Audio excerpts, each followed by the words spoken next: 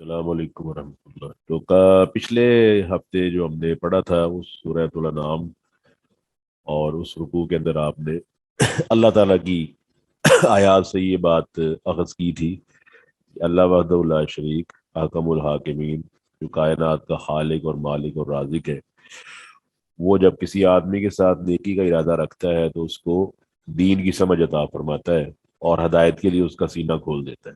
اور جو آدمی اللہ تعالیٰ جس کے ساتھ برائی کا ارادہ رکھتا ہے تو اس کا مقصد پھر یہ نہیں ہے کہ اللہ تعالیٰ اس سے برائی کا ارادہ رکھتا ہے، بلکہ اس کا اصل مقصد یہ ہے کہ وہ انسان خود سیدھے راستے پر نہیں آنا چاہتا۔ تو یہ آیت آپ کے سامنے موجود ہے، فَمَن يُرِدِ اللَّهُ أَن يَهْدِيَهُ يَشْرَحْ صَدْرَهُ لِلْإِسْلَامِ۔ آگے ہم بات سبق کا آغاز کرتے ہیں۔ فرمایا وَهَذَا صِرَاطُ رَبِّكَ مُسْتَقِيمًا، کہ یہ آپ کے رب کا راستہ ہے جو بالکل سیدھا ہے۔ یہ بھی آیت آپ نے پچھلے ہفتے پڑھ لی تھی، دوبارہ پھر میں دوہرا رہا ہوں، اور یہ وہی مستقیم ہے جس کے بارے میں آپ بار بار دعا کرتے ہیں کہ اہدنا الصراط المستقیم کہ یا اللہ میں سیدھے راستے پر گامزن رکھ۔ اور وہ سیدھا راستہ بلا شک و شبہ محمد الرسول اللہ صلی اللہ علیہ وآلہ وسلم کا راستہ ہے، جس طرح سورہ یاسین میں اللہ فرماتا ہے یاسین والقرآن الحکیم انک لمن المرسلین علی صراط مستقیم۔ اور فرمایا قد فصلنا الآیات لقوم یذکرون، یقیناً ہم نے کھول کر نشانیاں بیان کر دی ہیں اس قوم کے لیے جو نصیحت حاصل کرنا چاہتی ہے، سیدھے راستے پر آنا چاہتی ہے۔ تو آپ ہمارا اگلا سبق جو آج کا وہ اب سٹارٹ ہوتا ہے۔ اللہ آگے فرماتا ہے لہم دار السلام عند ربہم۔ آپ کو معلوم ہے کہ جنت کے کئی نام قرآن مجید کے اندر موجود ہیں، اور جیسے دار الخلد ہے، اس طرح یہاں پر ایک نام آیا دار السلام۔ آپ نے پڑھا ہے قرآن مجید میں جنات الفردوس نزولا، اس طرح ہی جنات المأوا، اس طرح ہی جنت المأوا، اور اسی طرح یہاں پر جو دار السلام ہے یہ اصل میں مرکب اضافی ہے۔ لہم دار السلام ہے، لہم جو ہے وہ مرکب جاری ہے، دار السلام مرکب اضافی ہے۔ یہ جملہ مکمل ہوتا ہے مرکب جاری اور مرکب اضافی کے اکٹھے ہو جانے سے، سلامتی کا گھر۔ تو فرمایا لہم ان کے لیے، یعنی کہ وہ لوگ جو پیچھے ذکر ہو چکے ہیں جو نصیحت حاصل کرنا چاہتے ہیں۔ اس کا مطلب یہ ہے کہ داخلہ اور جنت میں داخلے کی شرائط وہ اللہ نے بیان کرتے ہوئے اشارہ کر دیا ہے کہ ہر آدمی جنت میں داخل نہیں ہوگا، بلکہ وہی داخل ہوگا جس کی شرائط پوری ہو چکی ہوگی۔ میں نے آپ سے پہلے بھی پچھلے لیکچرز میں یہ کہا ہوا ہے کہ ہمیں تھوڑا سا نا آج اسلام کو سمجھنے کے لیے فزیکل جو اصول اور ضابطے ہیں ان کو ضرور ذہن میں رکھنا چاہیے۔ آپ جانتے ہیں کہ کسی بھی کالج یا کسی بھی یونیورسٹی میں ایڈمیشن کے لیے انجینئرنگ ہو یا کمپیوٹر ہو یا میڈیکل ہو یا واٹ ایور جو بھی آپ سمجھتے ہیں، تو صاف ظاہر ہے اس کی داخلے کی بھی شرائط ہے، اور داخلہ لینے کے بعد اس کالج اور اس یونیورسٹی سے فارغ التحصیل ہونے کے بعد آگے ملازمت حاصل کرنے کی بھی شرائط ہے۔ ان شرائط کو پورا کیے بغیر آپ کسی کو بھی نہ ملازم رکھتے ہیں نہ اپنے کالج میں داخلہ دیتے ہیں۔ تو آپ کو معلوم ہے کہ جنت جو ہے وہ اللہ سبحانہ و تعالیٰ کا انعام ہے، تو لہٰذا اس کی بھی کچھ شرائط ہے اور اس کی بھی کوئی ضابطے ہیں اور اس کے بھی کوئی اصول ہیں۔ تو وہ صرف ان لوگوں کے لیے ہے جو نصیحت حاصل کرنا چاہتے ہیں۔ فرمایا لہم ان کے لیے دار السلامی، سلامتی کا گھر ہے۔ تو یہاں سلامتی کے گھر نے واضح کر دیا کہ دنیا میں آپ کو سلامتی نہیں مل سکتی۔ رسول اللہ صلی اللہ علیہ وآلہ وسلم غزوہ کے موقع پر جب آپ کی انگلی زخمی ہوئی ہے تو آپ یہ پڑھ رہے تھے کہ ان انت الا اسم دمیتی فی سبیل اللہ ما لقیتی۔ آپ علیہ الصلوۃ والسلام فرما رہے تھے کہ یہ ایک انگلی ہے جو اللہ کی راہ میں زخمی اور خون آلود ہو گئی ہے۔ اسی طرح آپ جانتے ہیں کہ رسول اللہ صلی اللہ علیہ وآلہ وسلم کو زہر دیا گیا، اور آپ نے اپنے مرض الموت میں اپنی زوجہ محترمہ عائشہ رضی اللہ تعالیٰ عنہ سے یہ بات ارشاد فرمائی کہ اس زہر کی وجہ سے میری رگے جان کو تکلیف ہو رہی ہے۔ یہ بھی صحیح بخاری کے اندر موجود ہے۔ تو اس کا مطلب یہ ہے کہ دنیا میں ہمارے پاس سلامتی کا گھر وہ صرف اور صرف اللہ وحدہ لا شریک کے ہاں ہے، اور وہ جنت ہے، بہشت ہے، خلد ہے۔ تو ان دا ربہم ان کے رب کے ہاں۔ تو قیامت میں آپ جانتے ہیں قیامت کے بعد جب آپ تمام لوگ جنت اور دوزخ، اللہ تعالیٰ فرماتا ہے ان لوگوں کے لیے ان کے رب کے ہاں سلامتی کا گھر ہے، وہ ہوا ولیہم، اور وہ ان کا ولی ہے۔ اچھا، یہ الولی آپ جانتے ہیں قرآن مجید کے اندر اللہ نے نا ولی کی اصطلاح استعمال کی ہے اپنے لیے، تو یہ بڑی اہم چیز ہے جو ہمیں سمجھنی چاہیے۔ ہمارے ہاں ولیوں کا تصور نا بڑا عجیب ہے۔ اور اسی کی وجہ سے ہمارے معاشرے میں عقائد کا اضطراب پیدا ہوا ہے، عقائد کے مسائل پیدا ہوئے ہیں۔ اس کی وجہ یہ ہے کہ ہم نے غالباً ہم میں سے اکثر لوگوں نے ولیوں کو بھی نبیوں کی طرح یوں سمجھ لیا ہے کہ شاید جس طرح اللہ نبیوں کو چنتا ہے اس طرح ولیوں کو چنتا ہے۔ فرمایا وہ ہوا ولیہم، تو اب ولی کا مطلب یہ نہیں ہوتا کہ اللہ ولیوں کو چن لیتا ہے۔ پہلی بات تو ہمیں یہ سمجھنی چاہیے کہ نبوت اور رسالت ایسی چیز ہے کہ اللہ نے قرآن مجید کے اندر نص موجود ہے کہ اللہ عالم حیث یجعل رسالتہ۔ ایک تو یہ ہے کہ اللہ خوب جانتا ہے کہ رسالت کس کو عطا کرنی ہے، اور پھر دوسرے مقام پہ فرمایا کہ اللہ یستفی من الملائکۃ رسلا ومن الناس، اللہ رسول چنتا ہے انسانوں میں سے بھی اور فرشتوں میں سے بھی۔ اس کا مطلب ہے رسالت اور نبوت آپ نے عقیدے اور رسول کی کتابوں میں پڑھا ہوگا کہ یہ وحبی ہے۔ وحبی سے مراد ہے کہ اللہ وحدہ لا شریک جس کو چاہے عطا کر دے۔ تو اللہ تعالیٰ فرماتا ہے کہ ان لوگوں کے واسطے ان کے پاس سلامتی کا گھر ہے۔ اچھا، وہ ہوا ولیہم بما کانوا یعملون، اور وہ ان کا ولی ہے بما کانوا یعملون، اس وجہ سے جو وہ کام کیا کرتے تھے۔ اب میں نے آپ کو پہلے بتا دیا ہے کہ ولی جو ہے اس کا یہ مطلب نہیں ہوتا ہے کہ آپ ولی نہیں بن سکتے۔ ہمارے ہاں یہ تصور بنا دیا گیا ہے کہ ولی بھی کوئی خاص جماعت یا خاص خاندان کا نام ہے۔ ایک یہ غلط فہمی ہے۔ اللہ تعالیٰ نے دو شرطیں ذکر کی ہیں سورہ یونس کے اندر، فرمایا الا ان اولیاء اللہ لا خوف علیہم ولا هم یحزنون الذین آمنوا وکانوا یتقون۔ فرمایا ولی وہ ہیں جو اللہ تعالیٰ پر ایمان لاتے ہیں، وکانوا یتقون، اور اس سے ڈرتے ہیں، اس کی خشیت اختیار کرتے ہیں، اس کا تقوی اختیار کرتے ہیں۔ اب آپ تمام لوگ جانتے ہیں کہ ایمان اور تقوی اختیار کرنا یہ ہر آدمی کے بس کا کام ہے، ہر آدمی اس کو کر سکتا ہے۔ ایمان بھی حاصل کر سکتا ہے اور تقوی اور پرہیزگاری بھی اختیار کر سکتا ہے۔ تو لہٰذا ہر شخص اللہ تعالیٰ کا ولی بن سکتا ہے، اور اس کے برعکس ہر شخص اللہ کا نبی اس لیے نہیں بن سکتا کہ نبوت اور رسالت اللہ تعالیٰ نے اس کو وہ بھی رکھا ہوا ہے۔ اللہ جس کو چاہے نبوت اور رسالت عطا کرتا ہے، اور وہ کسی کے کہنے یا کسی کے سننے سے عطا نہیں ہوا کرتی۔ ایک یہ غلط فہمی ہے۔ اور اللہ تعالیٰ نے اس کو یوں بھی ذکر کیا ہے قرآن مجید کے اندر کہ ان کی یہ جو صفت ہے کہ لا خوف علیہم ولا هم یحزنون، کہ نہ ان پر کوئی خوف ہوتا ہے نہ وہ غمزدہ ہوتے ہیں۔ دوسرا، ولی کا ایک معنی یہ بھی ہے، ایک مفہوم اور ایک چیز قرآن سے یہ بھی ثابت ہوتی ہے کہ اللہ تعالیٰ بھی ولی ہے۔ اللہ وحدہ لا شریک بھی اپنے بندوں سے محبت کرتا ہے، جس طرح اس نے فرمایا اللہ ولی الذین آمنوا۔ یہ تیسرے سپارے کے شروع کے اندر ہی ہے، پہلے رکوع کے اندر جب آپ سورہ کیا نام ہے البقرہ پڑھتے ہیں، اس کے اندر جو مشہور آیت ہے آیت الکرسی، اس کے اندر آپ اس کو جب غور سے پڑھتے ہیں تو وہاں پر لکھا ہوتا ہے کہ اس کے فوراً بعد اللہ ولی الذین آمنوا یخرجہم من الظلمات الی النور، کہ اللہ ولی ہے ایمان والوں کا، اللہ ولی ہے ایمان والوں کا، اور وہ ان کا ولی ہے کیا کرتا ہے، یخرجہم من الظلمات الی النور، وہ ان کو نکالتا ہے اندھیروں سے روشنی کی طرف۔ اور یہاں پر وہی ہے وہ ہوا ولیہم۔ پھر قرآن میں ایک اور مقام پر آیا ان اولیاء الا المتقون، فرمایا اس کے ولی صرف پرہیزگار لوگ ہیں۔ تو اللہ تعالیٰ محبت کرتا ہے، فرمایا وہ ہوا ولیہم، اور وہ ان کا ولی ہوگا۔ آپ کو معلوم ہے مشہور حدیث ہے کہ جس کے اندر موت کو ذبح کر دیا جائے گا مینڈے کی شکل میں، اور جنتیوں کی خوشی کی انتہا نہیں ہوگی، جہنمیوں کے غم کا کوئی اندازہ نہیں ہوگا، اور اس کے بعد یہ ہے کہ سلامتی ہی سلامتی ہے، جو نعمتیں ہیں وہ ہمیشہ کے لیے ہیں، جو رزق ہے وہ بے حساب ہے۔ اور اس کے بعد وجوہ یومئذ ناظرہ الی ربیہا ناظرہ، وہاں پر اللہ تعالیٰ کا دیدار ہوگا، نبی کریم صلی اللہ علیہ وسلم کی معیت حاصل ہوگی، اور نیک لوگوں کے ساتھ حاصل ہوگا، اور کوئی وہاں پر آپ کو یا جنتیوں کو کسی قسم کا یہ ڈر خوف نہیں ہوگا کہ ہمیں یہاں سے چلے جانا ہے یا ہماری نعمت چھن جانی ہے، بلکہ زد لاہم، زیادہ سے زیادہ ان کو چیزیں ملیں گی، اور ان کی حسن میں بھی اضافہ ہو جائے گا، خوبصورتی میں بھی اضافہ ہوگا، اور چیزوں اور نعمتوں کے اندر بھی اضافہ ہو جائے گا۔ اور یہ وہ نعمتیں ہیں جس کے بارے میں نبی کریم صلی اللہ علیہ وسلم فرماتے ہیں کہ ما لا عین رات ولا اذن سمعت ولا خطر علی قلب بشر، فرمایا نہ کسی آنکھ نے دیکھا ہے، نہ کسی کان نے ان کے بارے میں سنا ہے، اور نہ ان کا خیال کسی کے دل پہ گزرا ہے۔ تو فرمایا بما کانوا یعملون۔ اب یہ چھوٹا سا ٹکڑا ہے بما کانوا یعملون، اس کا مطلب یہ ہے کہ جو یہ عمل کیا کرتے تھے۔ آپ کو معلوم ہے درجات ہیں جنت کے اندر، جیسا کہ ابھی آپ تھوڑی دیر بعد ایک اور آیت میں پڑھیں گے، تو درجات صرف عمل والوں کے لیے ہیں، جتنا زیادہ آپ عمل کریں گے آپ کے درجات جنت میں اس طرح بلند ہو جائیں گے۔ آگے اللہ فرماتا ہے وَيَوْمَ يَحْشُرُهُمْ جَمِيعًا، اور اس دن یحشرہم ہم جمع کریں گے، یعنی کہ وہ جمع کرے گا ان کو جمیعاً سب کا سب۔ یحشر حشر، یحشر فعل مضارع ہے، یا کی وجہ سے وہ کا معنی پیدا ہوا، فرمایا یوم، اس دن وہ جمع کرے گا، یعنی اللہ وحدہ لا شریک جمع کرے گا جمیعاً ان کو سب کے سب، اور پھر ان سے اللہ خطاب کرے گا یا معشر الجنی، اے جنوں کی جماعت، قد استکثرتم من الانس، تم نے انسانوں میں سے بہت سے اپنا لیے، یا انسانوں سے تم نے بہت فائدے حاصل کیے۔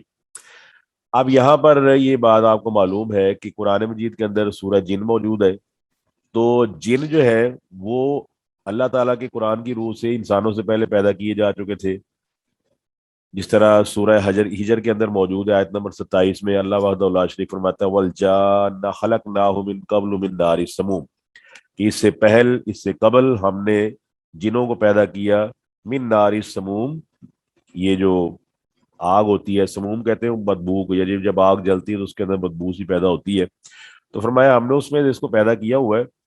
اب جنوں کا یہ ہے کہ قرآن مجید کی سورہ جن کے اندر بھی یہ بات موجود ہے، وَأَنَّهُ كَانَ رِجَالٌ مِّنَ الْإِنسِ يَعُوذُونَ بِرِجَالٍ مِّنَ الْجِنِّ فَزَادُوهُمْ رَهَقًا۔ اللہ فرماتا ہے کہ بعض ایسے انسان تھے جنہوں نے نا جو جنوں کی پناہ طلب کیا کرتے تھے، تو صاف ظاہر ہے جن جو ہے وہ انسانوں سے ادنا ہے اور انسان افضل ہے۔ جب افضل ادنا کی پناہ طلب کرے تو پھر ادنا جو ہے وہ سرکش ہو جاتا ہے، اور وہ سمجھتا ہے کہ میرے بغیر اس کا کام نہیں ہوگا۔ آپ جانتے ہیں دنیاوی اعتبار سے بھی کچھ عہدے اونچے ہوتے ہیں اور کچھ عہدے نیچے ہوتے ہیں۔ جب نیچے والے عہدے کو یہ پتہ چل جائے کہ اوپر والا عہدہ اور عہدے دار جو ہے وہ میرے بغیر نہیں چل سکتا، تو اس کی سرکشی میں اضافہ ہو جاتا ہے۔ تو یہاں پر بھی جنوں کی سرکشی میں اضافہ ہوا، اور ان کے ساتھ یہی بات کی جائے گی کہ اے جنوں کی جماعت، انسانوں میں سے تم نے بہت سارے فائدے حاصل کیے اور ان کو تم نے اپنا بنا لیا۔ وقال اولیاء من الانس، اور جنوں کے ولی یعنی کہ جنوں کے دوست، من الانس جو انسانوں میں سے ان کے دوست بنے ہوں گے، وہ کیا کہیں گے ربنا استمتع، ہے ہمارے رب، استمتع بعضنا ببعض، ہم میں سے بعض نے بعض سے فائدہ حاصل کیا۔ تو صاف ظاہر ہے جنات اور انسان ایک دوسرے سے فائدہ حاصل کرتے رہے ہیں۔ جنات انسانوں سے یہ فائدہ حاصل کرتے رہے ہیں کہ انہوں نے انسانوں کو غلط کام پر لگایا، اور انسان جنات سے یہ فائدہ حاصل کرتے رہے ہیں کہ انہوں نے جنات کی بتائی ہوئی باتیں، کہانت کی باتیں ان کو اپنا کر کاہن اور نجومی بن کر لوگوں کو نہ صرف گمراہ کیا بلکہ بہت سارے مال اور بہت ساری چیزیں بھی اکٹھی کی۔ تو یہ چیزیں جو ہے یہ قرآن مجید کے اندر جا بجا موجود ہیں کہ انسان جو ہے وہ جنات کے دوست بنے، ایک دوسرے سے انہوں نے فائدہ اٹھایا۔ فرمایا وَبَلَغْنَا، اور ہم پہنچ گئے اجلنا الذی، اپنی اس مدت کو، اجلتا لنا، جو تو نے ہمارے لیے مقرر کر دی تھی۔ آپ کو معلوم ہے اللہ وحدہ لا شریک نے زمین بنائی، آسمان بنایا، یہ سارا نظام بنایا، پھر آدم علیہ الصلوۃ والسلام کو یہاں بھیج کر یہ کہہ دیا تھا کہ وَلَکُمْ فِی الْأَرْضِ مُسْتَقَرٌّ وَمَتَاعٌ إِلَىٰ حِینٍ، تمہارے لیے اس زمین میں فائدہ ہے مگر ایک مدت تک، اس مدت کے بعد یہ ہے کہ تمہیں کوئی فائدہ نہیں حاصل ہوگا، یہ سارا جو نظام جہاں ہے یہ لپیٹ دیا جائے گا اور کوئی چیز یہاں پر موجود نہیں رہے گی۔ اس کے لیے اللہ تعالیٰ نے بعض ایسی چیزوں کا ذکر کیا جو حصی ہیں، اذا السماء انفطرت واذا الکواکب انتصرت واذا البحار فجرت واذا القبور بعثرت علمت نفس ما قدمت واخرت، پھر فرمایا اذا السماء انشقت واذنت لربها وحقت واذا انشقت السماء فهي يومئذ واهية۔ تو اس طرح کی کئی آیات قرآن مجید میں موجود ہیں۔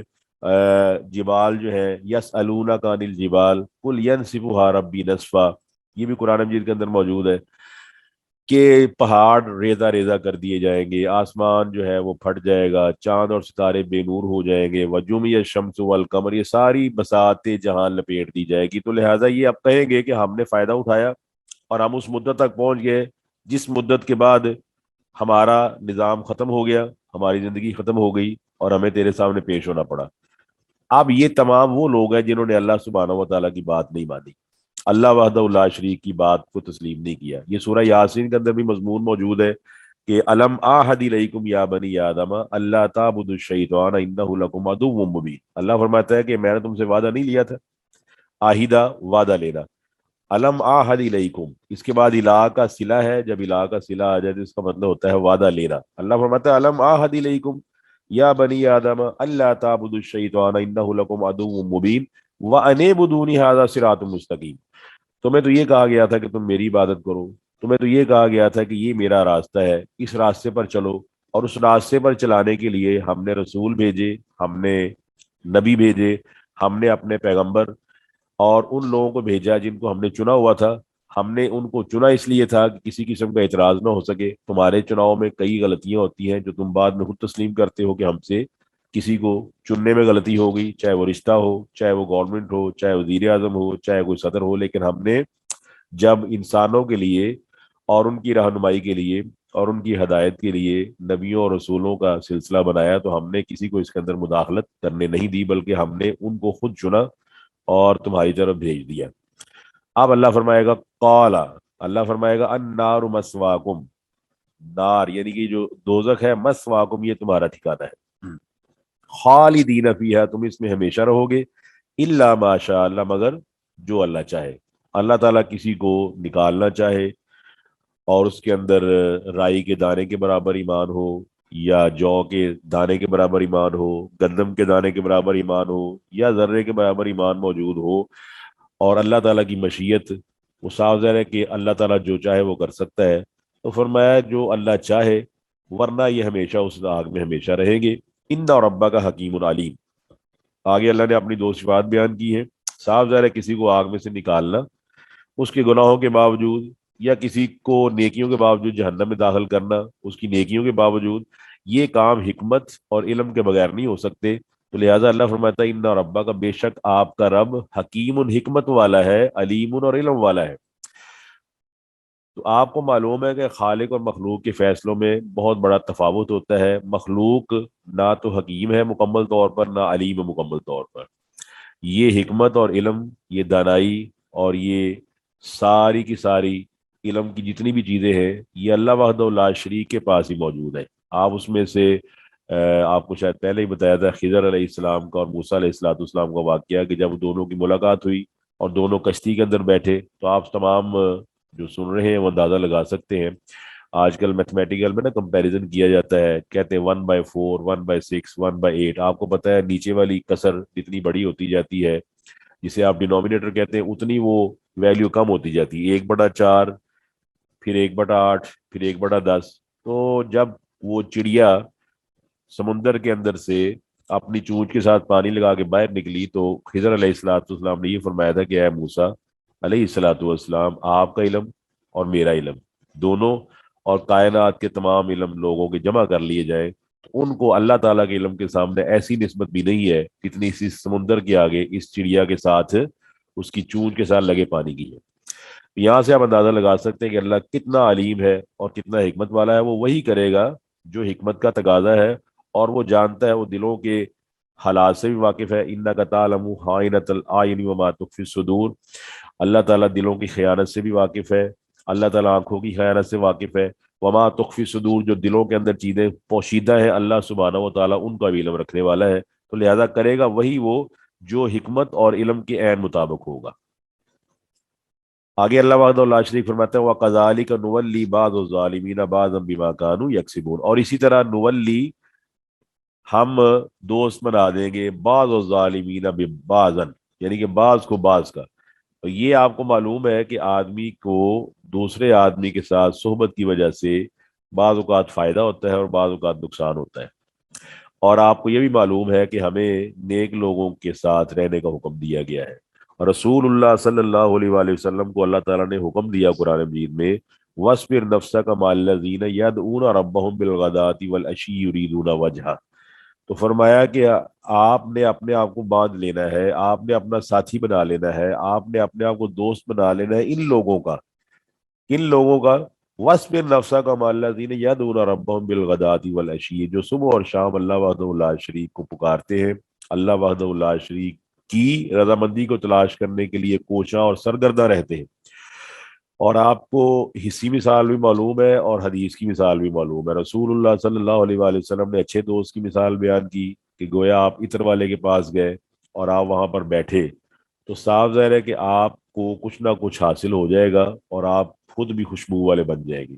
اور اگر آپ کسی لوہار کے پاس جاتے ہیں جو بٹی چلا کے بیٹھا ہوا ہے، تو اس کے پاس بیٹھنے کی وجہ سے اس کے جو شرارے اٹھ رہے ہیں، جو چنگاریاں اٹھ رہی ہیں، اس سے آپ کے کپڑوں کو بھی جل جانے کا خطرہ ہوگا، کچھ نہ کچھ آپ کو نقصان پہنچ جائے گا۔ یہ مثال بیان کی۔ بعض علماء اور محدثین نے اس مثال کو اس طرح بھی سمجھانے کی کوشش کی ہے کہ آپ کو معلوم ہے کہ جب آپ کوئی چاول کی بوری یا دال کی بوری وغیرہ کھولتے ہیں تو آپ کو اس کے اندر سے تھوڑے تھوڑے کینکر نظر آتے ہیں۔ اب کینکر جو ہے نا، جب ان کو علیحدہ کر لیا جائے تو ان کی کوئی ویلیو نہیں ہوتی۔ وہ جو چھوٹے چھوٹے روڑے اور چھوٹے چھوٹے کینکر ہوتے ہیں جن کو خواتین صفائی کرنے کے بعد پکاتی ہے اور ان کو علیحدہ کر دیتی ہے، تو علیحدگی ہو جانے کے بعد ان کی کوئی ویلیو نہیں ہوتی، لیکن آپ کو پتا ہے جب وہ دال کے اندر ہوتے ہیں تو دال کے بھاؤ ہی بک جاتے ہیں۔ تو اس سے بھی مراد ہے کہ جب آپ نیک لوگوں کے ساتھ بیٹھتے ہیں تو آپ کا وزن بھی نیک لوگوں کی طرح کا ہی ہو جاتا ہے، کیونکہ آپ نے نیک لوگوں کی صحبت اختیار کر لی ہے۔ تو یہ بہت ضروری ہے کہ انسان کی صحبت جو ہے وہ نیک لوگوں کے ساتھ ہو، اور جس طرح قرآن مجید میں آتا ہے نا وَالطَّيِّبَاتُ لِلطَّيِّبِينَ وَالطَّيِّبُونَ لِلطَّيِّبَاتِ، اور خبیثات جو ہے وہ خبیثون کے لیے، خبیثون خبیثات کے لیے ہے۔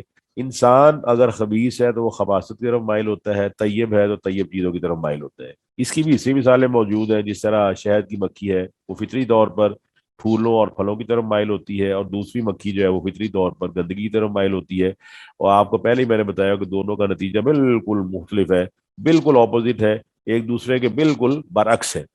تو یہاں پر بھی ہے کہ اللہ فرماتا ہے کہ ہم بعض ظالموں کو بعض کا دوست بنا دیں گے، بما کانوا یکسبون، ان کے اعمال کے سبب، کیونکہ وہ ایک دوسرے کو سپورٹ کرنے کے لیے اور ایک دوسرے کو تعاون کرنے کے لیے آپس میں انہوں نے گاٹھ جوڑ بنائے رکھا، تو لہٰذا یہ قیامت والے دن دونوں ساتھ ساتھ ہی ہوں گے اور ان کو ایک دوسرے کا ساتھی بنا دیا جائے گا ان کے اعمال کے سبب۔ اور یہاں سے ایک اور مسئلہ بھی نکلتا ہے کہ ہمارے اعمال اور برے لوگوں کے اعمال میں انتہائی واضح فرق ہونا چاہیے۔ جی کوئی سوال ہو آپ کے ذہن میں؟ السلام علیکم ورحمۃ اللہ۔ وعلیکم السلام ورحمۃ اللہ۔ سر میرا ایک کوشچن ہے کہ جی ابھی اگر ہم لوگ اپنے گھر میں الحمد للہ، جی اور الحمد للہ اللہ سبحانہ تعالیٰ نے یعنی اتنی ریشیس کمپنی کے ساتھ جوڑا ہے، الحمد للہ آئی ایم جی جی ٹیکنگ دس کورس۔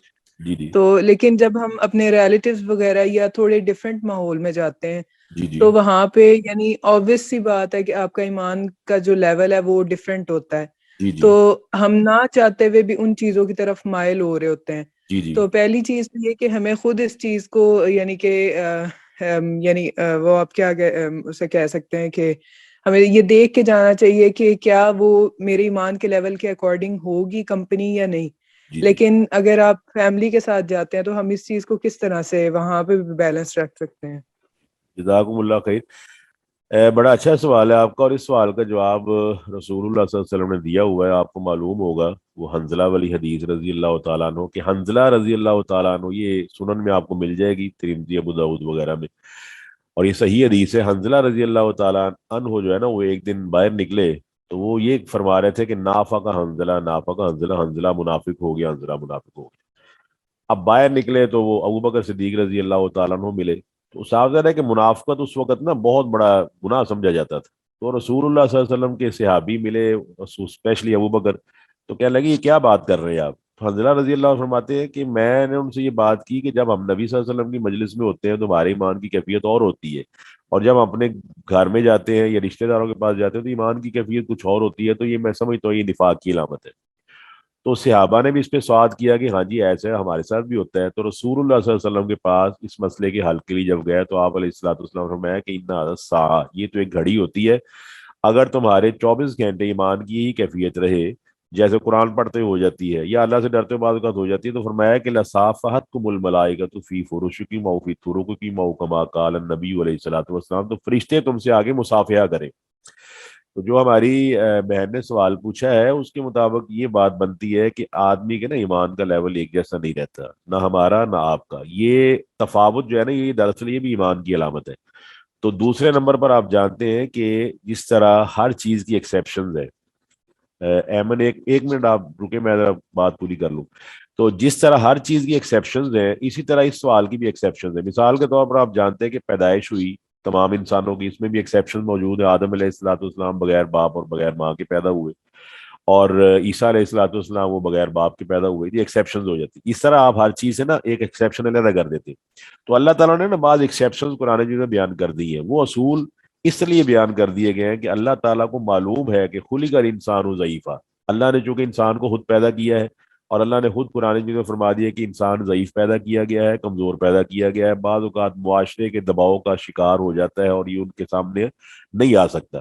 اس لیے اللہ تعالیٰ نے ہمیں ایک لحاظ سے آسانی پیدا فرما دی ہے، اور یہ بھی اس نے قرآن مجید میں فرمایا کہ یرید اللہ کہ اللہ تعالیٰ کا ارادہ کیا ہے کہ تمہارے ساتھ نرمی کا سلوک کرے، کیونکہ وہ خلق الانسان ضعیفا، انسان کمزور پیدا کیا گیا۔ اس لیے اللہ تعالیٰ نے نا ہمارے لیے کچھ اصول بنا دیے کہ جس کے اندر ہم اپنے ایمان کو سلامت رکھتے ہوئے اپنے آپ کو اس ماحول کے اندر ایڈجسٹ کرنے کی کوشش کر سکتے ہیں. جس طرح آپ نے مشہور حدیث سنی ہوئی ہے کہ اپنی زبان اور اپنا دل اور اپنے ہاتھ سے روک دے, یا زبان سے برا کہے, یا دل سے برا جانے. تو یہ ایمان کے جو درجے ہیں نا, اس لحاظ سے آپ اپنی جب فیملی سے ملتے ہیں اور آپ کہیں مجبور ہو جاتے ہیں, تو آپ کی مجبوری کو یاد رکھیے, یقین جانیے کہ اللہ وحدہ لا شریک سمجھنے والا ہے.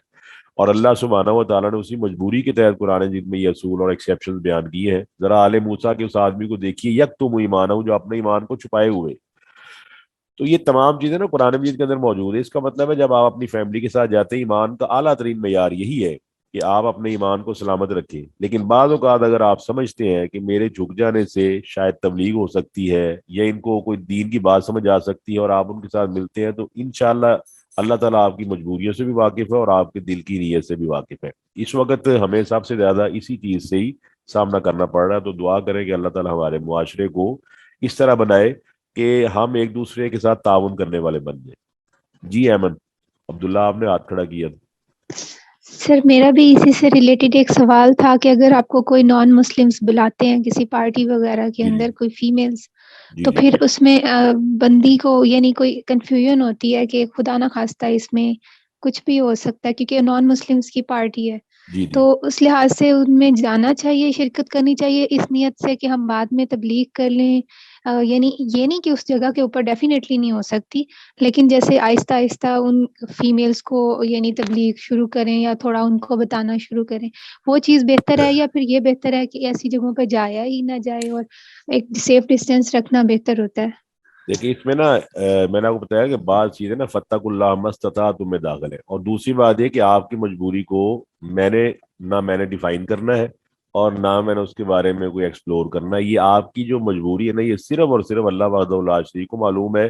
اب دیکھیں میں آپ کو پڑھا رہا ہوں, اب میری نیت کیا ہے یہ آپ نہیں جانتی, یہ آپ کا رب جانتا ہے, میرا رب جانتا ہے کہ میں کس نیت سے آپ کو پڑھا رہا ہوں. لہٰذا آپ اپنے ماحول اور اپنے سراؤنڈنگ, اپنے سرکمسٹانسز کے مطابق خود فیصلہ کریں گی. پہلی بات ضرور یہ ذہن میں رکھ لیں کہ ہم نے ان کے رنگ میں نہیں رنگے جانا. اگر آپ سمجھتے ہیں, اگر کوئی آدمی سمجھتا ہے کہ میرے وہاں جانے سے میں ان کے رنگ میں رنگا جا رہا ہوں زیادہ اور وہ میرے رنگ میں رنگے جا رہے کم, تو یہ تو گھاٹے کا سودا ہے.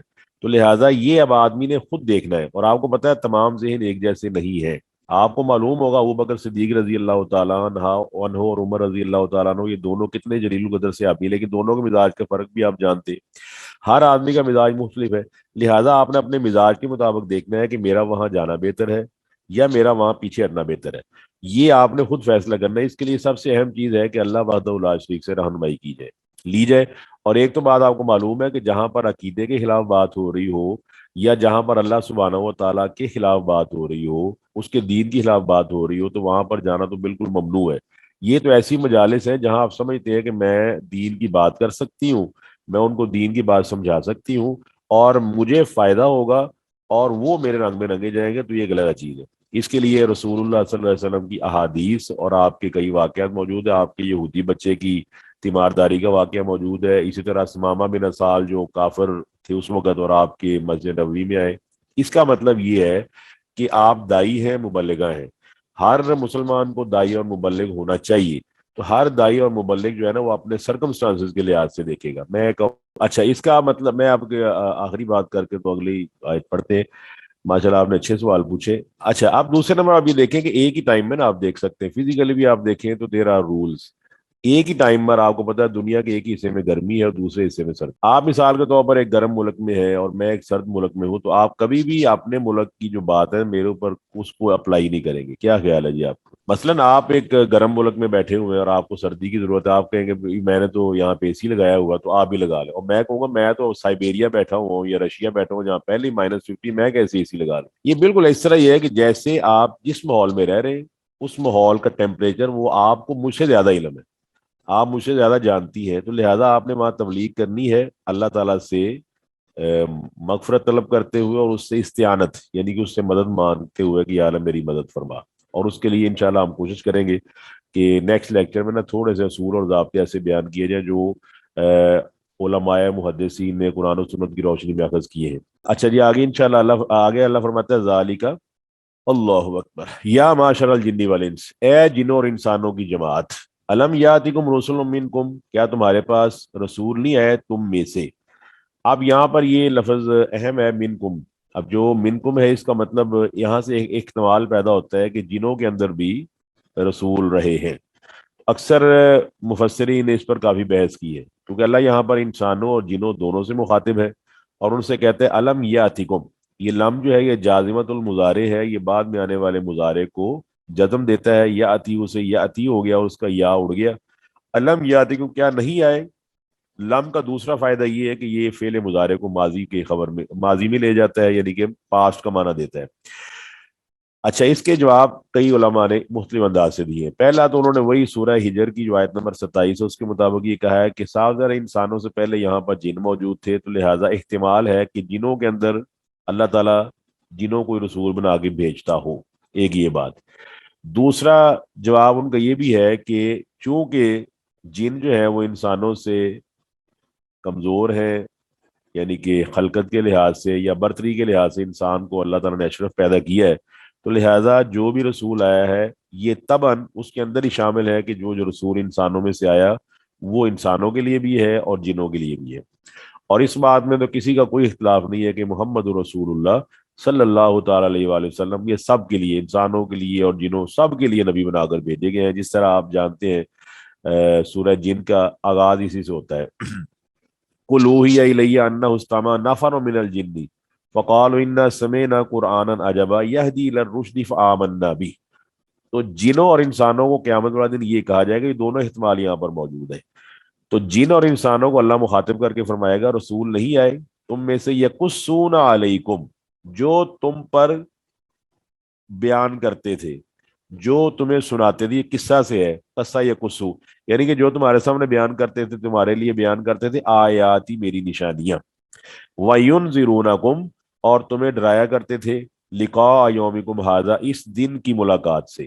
وہ جو دن ہے اللہ تعالیٰ نے ذالک یوم الفصل, جس دن فصل ہو جائے گی. آپ جانتے ہیں عربی زبان میں فصل کہتے ہیں کلاس کو, فاصلہ بھی آپ سمجھتے ہیں فاصلہ ہو جانا.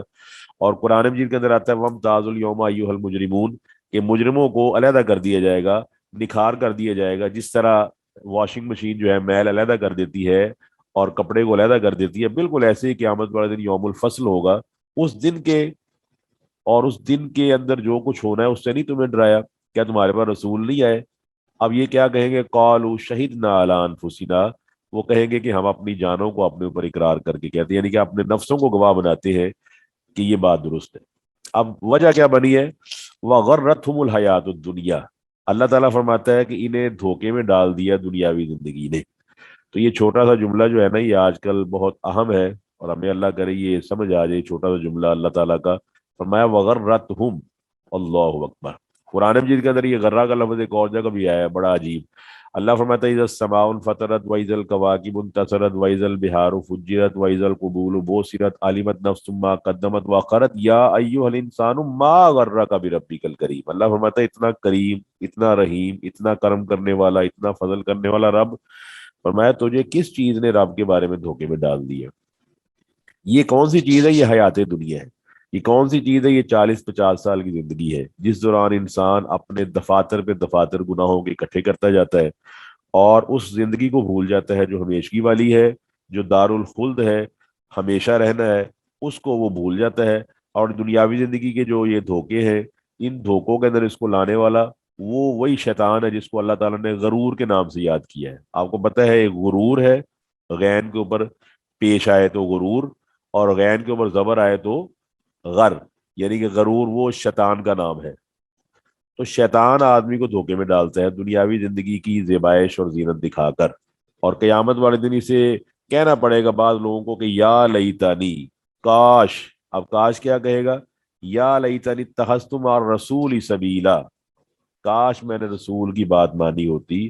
تو دنیاوی زندگی کے دھوکے میں نہیں آنا چاہیے. آپ کو معلوم ہے اس وقت جتنا بھی گلوبلائزیشن کا نظام ہے, جتنا بھی آپ کے سامنے کارپوریٹزم کا نظام ہے, جتنا بھی آپ کے سامنے یہ فیشن انڈسٹری ہے, جتنے بھی آپ کے سامنے یہ شوبز انڈسٹری ہے, یہ ساری کی ساری دنیاوی زندگی کو پروجیکٹ کرتے ہوئے. اب یہ بات یہ ہو رہی تھی کہ حیات دنیا, جو حیات دنیا اس کا جوڑا کیا ہے جی, اس کا جوڑا آخرت ہے. اب صادر حیات دنیا پہ تو ہم ریجھ گئے, تو دوسرا جوڑا وہ ہم نے بالکل چھوڑ دیا, جوڑے کا دوسرا حصہ ہم نے بالکل علیحدہ کر دیا. تو اس کا مطلب یہ ہوا کہ جتنے بھی آج کل ہمارے پروگرام جو چل رہے ہیں دنیا کے اندر، وہ ہمیں ایک ایسی چیزیں دکھا رہے ہیں جو صرف حیات دنیا تک کی ہے. اور رسول اللہ صلی اللہ علیہ وآلہ وسلم میں جتنے بھی نبی ہے، جتنے بھی رسول ہے، وہ تمام کے تمام یوزک کی ہم تزکیہ کر رہے تھے اندر کی چیزوں کا، جو قیامت والے دن جن کا امتحان ہونا ہے اور جو کام آنے والی ہے. میں آپ سے یہ بات کر رہا تھا کہ اینڈ کیا ہے. جب آپ اینڈ دیکھتے نا تو یہ یاد رکھیے کہ آپ نے اگر دال کھائی اپنے گھر میں، اور کسی آدمی نے KFC میں جا کر یا میک ڈونلڈ میں جا کے ہزاروں روپے کا کھانا کھایا، تو اس کا اینڈ ایک ہی ہے. مزہ صرف زبان کی حد تک ہے، باقی اینڈ اور انجام دونوں کا ایک ہی ہے. تو لہذا دنیاوی زندگی نے ان کو دھوکے میں ڈال دیا. اس آیت سے مستنبت یہ ہوتا ہے، استنباط یہ ہوتا ہے کہ دنیاوی زندگی سے دھوکہ کھانے والا آدمی وہ درست راستے پر نہیں ہے. فرمایا وشاہدوا علی انفسہم، اور یہ اپنی جانوں کے بارے میں گواہی دیں گے، انہم کانوا کافرین، کہ یہ تو کافر تھے، یہ تو اپنے اصول اور ضابطے ماننے والے تھے. اللہ اور اس کے رسول علیہ الصلوۃ والسلام کے ضابطوں کو نہ انہیں علم تھا، اور نہ انہوں نے اس کے بارے میں کوشش کی، نہ اس کے بارے میں انہوں نے تعاون کیا. انہوں نے اپنے اصول اور ضابطے بنائے، اپنے اصول اور ضابطوں کو نہ صرف انہوں نے بنایا بلکہ لوگوں کو اس پر چلانے کی کوشش کی، لوگوں کو اس کے اوپر لانے کی کوشش کی. اور یہ نعرے آپ کو معلوم ہوگا، یہ نعرے آج کے نہیں، بہت پرانے ہیں یہ نعرے. تو لہٰذا یہ تمام نعرے جو آپ بھی سنتے ہیں آج کا، میرا جسم میری مرضی. اور آپ کو معلوم ہوگا، آپ میں سے اگر کوئی آدمی فزیکل سائنسز جانتا ہے، انجینئرنگ جانتا ہے، ٹیکنالوجی جانتا ہے، تو وہ بھی اس کو پتا ہوگا میرا جسم، وہ میری مرضی تبھی چلے گی نا جب میں جسم کا مالک ہوں. تو میں اپنے جسم کا مالک ہی نہیں ہوں، نہ میں نے اس کو پیدا کیا، نہ میں نے اس کے اندر اپنے ٹولز لگائے. اللہ کا اللہ سبحانہ و تعالیٰ کا فضل و کرم ہے کہ ہمارے ٹول بھی اللہ نے خود بنائے ہیں. اس نے ایسے نہیں کہا خالہ کا فسوا دیکھیے خالہ کا اس نے بنایا بھی ہے، فسوا پر اس نے چیزیں ٹھیک ٹھیک جگہ پر لگائی ہیں. اس کو کہتے ہیں تسویہ کرنا، اس کو کہتے ہیں تعدیل کرنا، اس کو کہتے ہیں درست درست بنانا. تو یہ اللہ سبحانہ و تعالیٰ کا بنایا ہوا جسم، عقلی طور پر بھی یہ نعرے غلط ہے. جسم اگر اللہ سبحانہ و تعالیٰ نے بنایا ہے، پیدائش کے لحاظ سے بھی، موت کے لحاظ سے بھی ہمیں اس سے مفر نہیں ہے. تو لہٰذا ہمیں یہ ماننا پڑے گا کہ ہم اپنے جسم پر اپنی مرضی نہیں کریں گے، بلکہ ہمارے جسم پر اصول اور ضابطے وہی مرتب کیے جائیں گے جو اللہ وحدہ لا شریک نے اپنی بے ریب کتاب کے اندر محمد رسول اللہ صلی اللہ علیہ وسلم میں نازل فرمائے. اچھا، ایک آخری بات اس آیت کے بعد اگلی آیت شروع کرتے ہیں. مجھے آپ یہ بتائیں کہ اگر آپ جیسے آج کل سپورٹس کا دور ہے، کیونکہ ہمارا ہی نا اکثر کمپیریزن کے مناظرے ہوتے ہیں، آپ مجھے بتائیں کہ یہ جو بالز کا جو سائز ہے، اس کا فرق کیوں ہے؟ فٹ بال کا بڑا ہوتا ہے اور کرکٹ کا چھوٹا ہوتا ہے. کوئی ایکسپلین کر سکتا ہے جس کو اینی آف دا اسٹوڈنٹ جو ایکسپلین کر دے کہ سر میں بتاؤں سر، وہ جسمانی صحت کے لحاظ سے ہے نا. جی جی. اچھا آپ یہ میرا دیکھیں، میں تو اپنا کیونکہ میرا میتھمیٹکس بھی سبجیکٹ ہے، میں تو اب سمجھتا ہوں نا، دیکھیں ایک کا ڈائی میٹر بڑا ہے، ایک کا ڈائی میٹر چھوٹا ہے، ایک کا ریڈیس بڑا ہے. اب آپ نے فرق کر لیا کہ جی اس گیم آپ کوئی آدمی اگر کرکٹ کی بال سے فٹ بال کھیلنے لگ پڑے نا تو آپ اس کو بیوقوف کہیں گے. کیا خیال ہے؟ کبھی ہم نے دیکھا ہے جی سر بالکل. کہ کوئی فٹ بال کا میچ کرکٹ کی بال سے ہو رہا ہو، کرکٹ کا میچ فٹ بال سے ہو رہا ہو، سوال ہی پیدا نہیں ہوتا. آپ کو پتا گیم کا سارا ٹیمپو ختم ہو جائے گا، بیوقوفی کہلائے گی، اور آپ کے ہاتھ میں بال ہی نہیں آنا جب آپ بال کرائیں گے. تو آپ خود دیکھیں، آپ کو اللہ نے دین کی سمجھ عطا فرمائی ہے. اللہ تعالیٰ ہم سب کو اور ہمارے بہنوں ہمارے بھائیوں کو جو دیکھ رہے ہیں، جو سن رہے ہیں اور جو یہاں موجود نہیں ہے، سب کو اللہ تعالیٰ اپنے دین پر لگائے اور دین کے لیے دین کا دائی بنائے. دیکھیں کتنی فزیکل مثالیں دنیا میں موجود ہیں. اللہ فرماتا ہے ذالک ان لم یکن ربک مہلک القری بظلم، فرمایا یہ اس لیے کہ آپ کا رب نہیں ہے مہلک القری، کسی بستی کو یا کسی بستیوں کو ہلاک کرنے والا، بظلم، ظلم کے ساتھ. یعنی کہ اللہ تعالیٰ ظلم نہیں کرتا کسی بستی پر.